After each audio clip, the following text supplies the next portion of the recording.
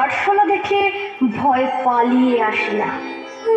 বোমায় বাঁ হাত ধরে যাওয়া বাবা কতবার আমার বই পড়িয়ে দিয়েছে, কতবার আমার দুঃখী মা বলেছে মেয়েদের বড় হতে নেই।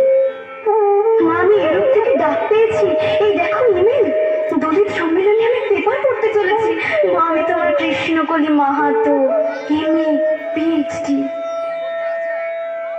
আমি যার কাছে পিএইচডি করতাম সেই প্রফেসর আমাকে রায়চকে নিয়ে যেতে চাইলেন। আমি বললাম কেন, রায়চক কেন? উনি বললেন রায়চকে না গেলে পিএইচডি পূর্ণ হয় না। আমি বললাম আমি আপনার ফ্লাইটে যেতে পারি।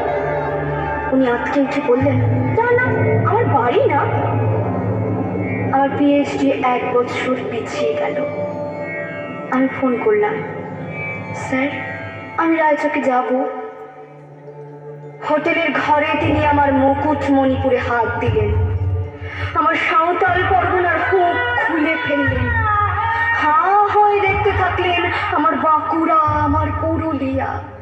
আমার 2 অগ্নিগোলকের কাছে মুখ নিয়ে এলেন, তখনই চিৎকার, আগুন আগুন আগুন, আমি পারবো না।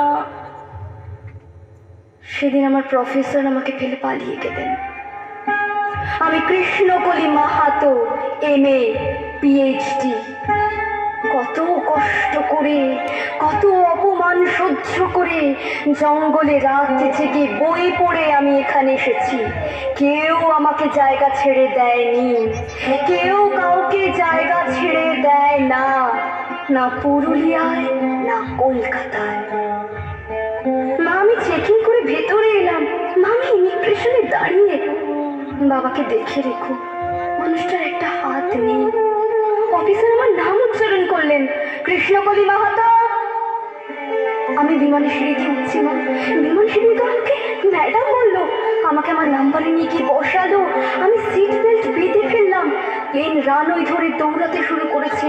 দৌড় দৌড় দৌড়, কি গতি, কি তেজ, কি আওয়াজ!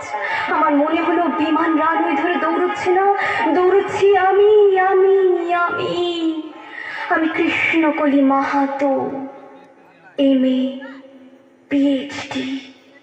আমি কৃষ্ণকলি মাহাতো।